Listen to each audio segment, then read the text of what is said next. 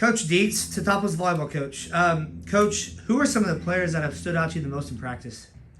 I actually think the one that stood out the most so far is probably Tennille Einhorn. Tennille just started playing middle last year, and this time around she's got a year of experience under her belt, and it shows in what she's learned, what she's capable of, and the confidence she shows doing it.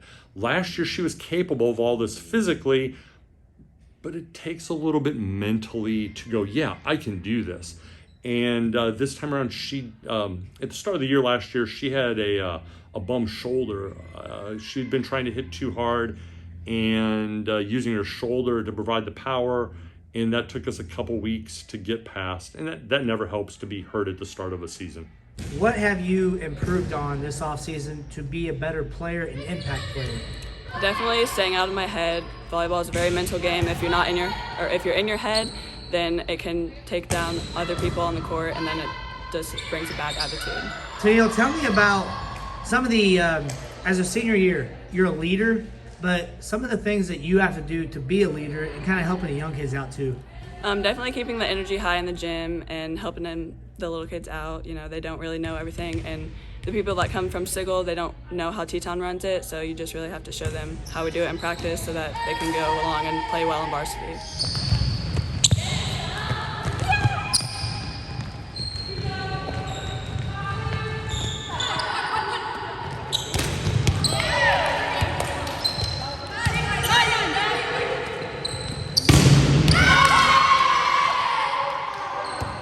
The fact that everyone on the court is really competitive, we really want to change the traditions around here to where it's a good tradition and that everyone really improves on the season.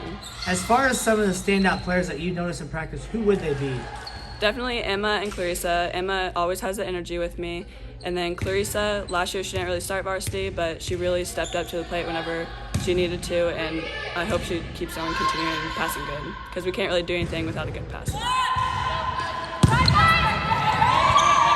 As far as this team progression from last year, losing Emily Conkle and the key players, how do you feel like they've adjusted as far as being varsity leaders? I think we're good.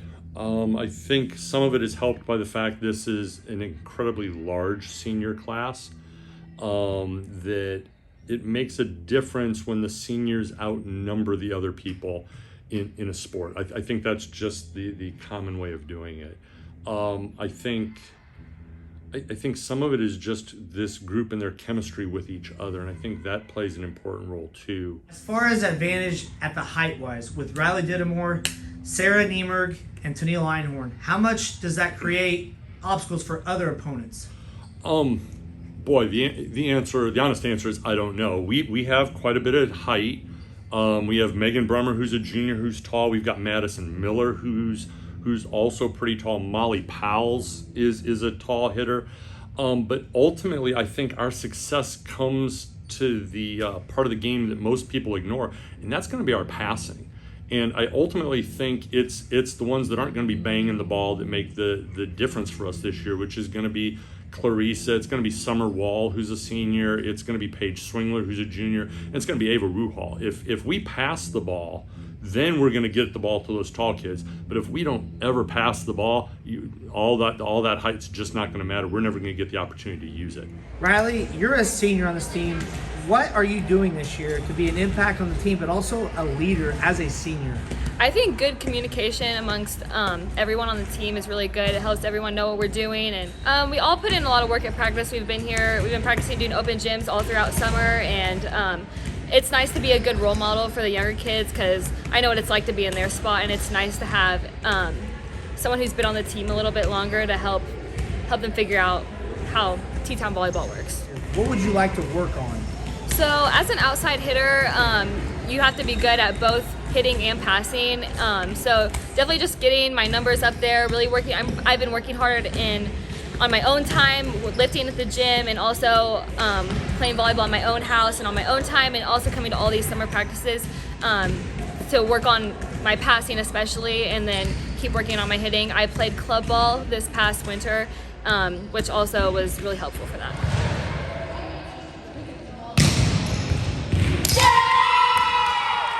The pressure that comes your way as a leader, how do you adjust to that? So throughout the season, for every volleyball player, there might be some times where you get into a run of a few errors in a row, and it's really important, especially as a senior, to keep the team's spirits up and keep this hype, just to keep going and just work on the next point and just flush the mistakes. And I think, like I said earlier, we have a lot to show this year and just to redeem ourselves since we had a losing record last year. My 8th grade class at St. Michael's was really close to making it to stay. However, our season got cut short because of COVID, and I know the girls that went to T-Town, theirs did too. They were almost to sectionals. Who are some of the standout players that you've noticed so far? Someone who stood out to me since day one and continues to stand out to me is Clarissa Ruhal. She is constantly working on her passing. She is one of our liberos this year.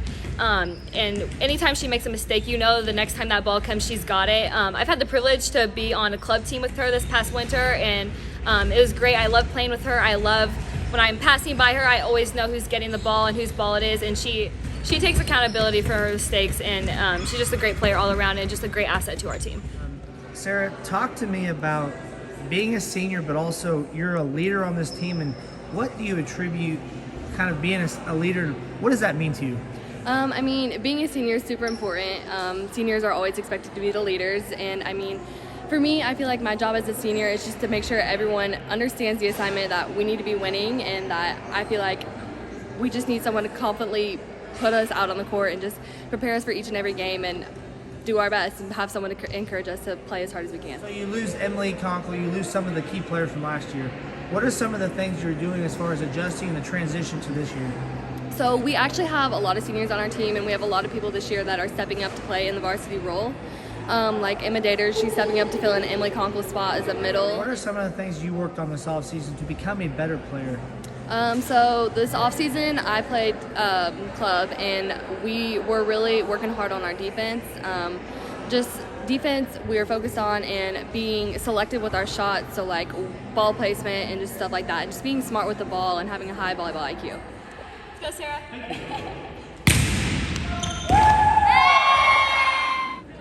That way.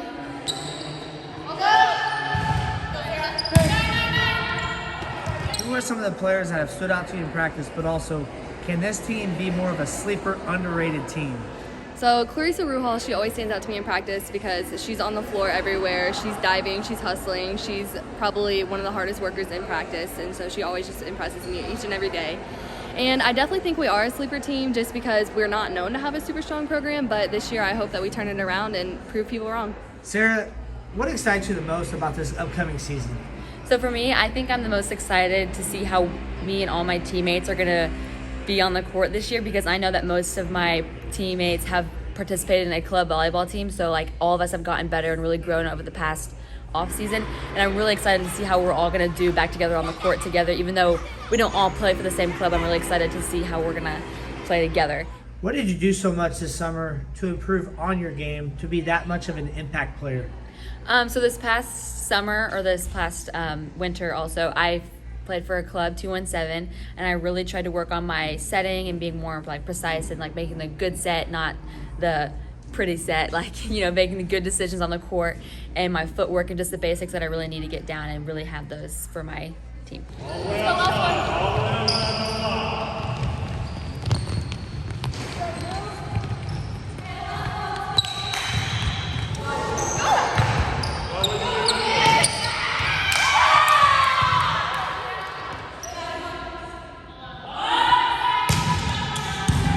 In practice, who are some of the players that have stood out to you the most? I think all the seniors really, to me, are such good role models for our whole team, but I think seeing them all back from last season, I think Tennille has really gotten so much better on her hitting, her footwork, her blocking. She's always in a happy, cheery mood. Same with Sarah Niemerg. She has really improved on her hitting and her blocking and all that awesome stuff. And all the outsides, Molly, Riley, everyone, they all do such a great job with their hitting, and they make very good decisions on the court, even if it's not a perfect set. Do you feel like this team could be more of a sleeper, underrated team, or do you feel like it needs to be a hard-working team to be a contender? I definitely feel like our team as a whole has the talent to be a contender for all the bigger schools that we compete against. But I feel like if all of us put the work in and do the stuff we're supposed to do on our team, I feel like we can definitely be a big contender. Would this team be more of a sleeper team or more of a you got to put the work in to be a contender? Definitely put the work in. We have a lot of people that could possibly take your spot, and if you're not working constantly, there's always a chance they could start over you. What would be a few goals that you would like to achieve for your senior year? So first of all, I really want to win a regional, and if not further, we've not done that in a really long time as a program, and I think it's time that we come through and win a regional and show that we are a strong volleyball program. And really, I just want to have a winning season. For my junior year, I would really like to see our team as a whole really get a regional championship at least, and just see how far we can go in our postseason. What excites you the most about this upcoming season? Coming off of a losing record last year, I think we all feel like we might need to redeem ourselves a little bit. We have amazing talent in the gym. I've seen girls working hard all summer long, and it's nice to be able to hopefully show the area that we are a good contender for postseason. We have the potential to go a long ways this year. I think the catch is what it always is with teams, and it's going to be the chemistry and some of the maturity issues. We have more seniors than there are playing spots on the court. And then you add in, you've got Sarah Zimbalin and Clarissa Ruhal as juniors who saw a lot of varsity time last year. Paige Swingler got some varsity time. Ava Ruhal spent about a third of the year as the libero, and she's a sophomore. So we're going to have a lot of kids competing for time that returned from last year. Then you add in, we've got a couple of freshmen that are going to address varsity, and I suspect they'll get playing time at some point because they're pushing kids right now. So I think what limits our potential is in our ability. It's going to be the competitiveness of our seniors and juniors, and if everybody accepts the fact that they could get beat out for a role. I think from past experience, when you have teams that everybody puts the team first rather than personal playing time, I think you go a long ways. With the high number of kids you have playing, what pressure comes your way as a coach knowing who to play and who not to play? It drives me nuts. It's why the hair's gone white over the years trying to figure that stuff out. And with the talent we have, it's close enough that on Monday it may be one person that we're thinking of starting. Tuesday it's somebody else, and then Wednesday somebody else has an eye-popping practice that makes you go, wow, maybe they should be starting instead, and then rework the lineup. So that we're 5 days out from our first match, and I just finally figured out today and yesterday, who are we going to dress for varsity? Who's going to dress JV? We don't have our starting lineup set. And I think the biggest part of the pressure of it is that really eats at me, because we've got 36 kids in this gym, and they are 36 great kids.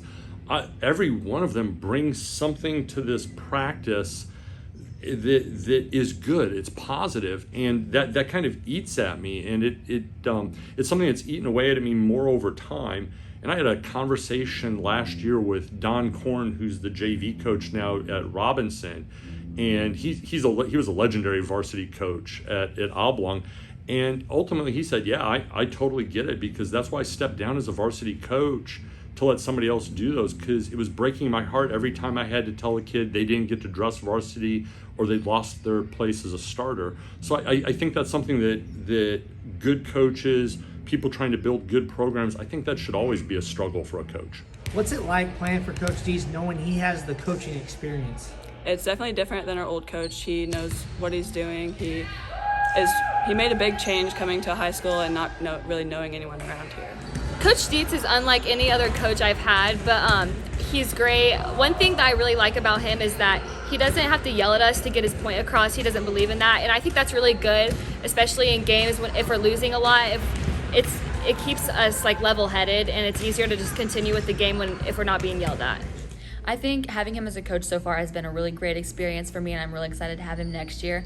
And I think that our team as a whole has a lot of great talent, and I think that Jim's coaching style will really help us bring that all together and have more of a winning record. And I think that he's able to do that for us. So that when you come over here you're going to wind up setting front row as well. And now what I really appreciate, because this is year 34 in volleyball, is the excitement of watching kids earn a varsity uniform, to know that they're going to dress varsity, to watch a freshman who doesn't expect to dress JV find out they're going to start JV, and that over the course of a season, these kids are going to grow. The emotional development that everybody on this team is going to have in one way or another is going to be obvious in November.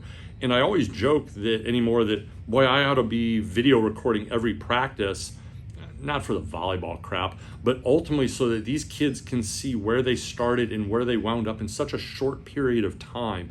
Because I don't think kids get enough credit for the growth that they have year to year, week to week, month to month when they're playing sports, or just even generally as human beings. We're going to play Stu twice. We're going to play Pena. We've got Newton at the end of the year. We got Robinson, who's got a great coach, and I had mentioned to you earlier Don Korn. So when you've got him in your practice, you're never going to have an easy time. And I think those are going to be the ones that cause a lot of trouble, and I think for different reasons. I think Newton and Robinson are outstanding ball control teams that really make you pay for errors by keeping the ball in play.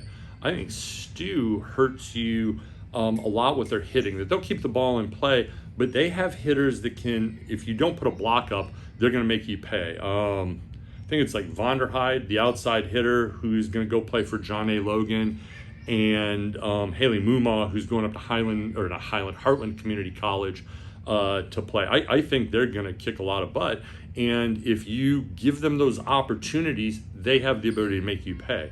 If we're going to have success this year against good teams, we have to limit our errors and make sure that when other teams give us opportunities, we're able to capitalize on them rather than give the ball back to them.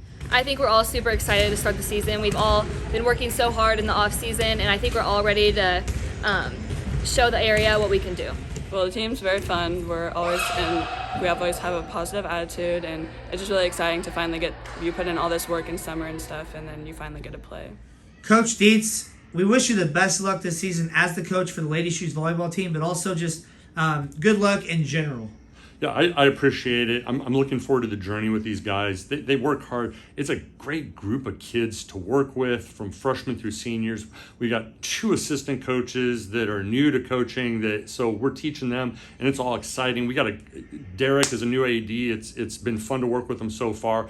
But ultimately, I'll tell you what, if we have a good season, I'm really looking forward to 10 p.m. and 6 p.m. on weekends, so I can be watching WAND and seeing those Rep King Media shout-outs.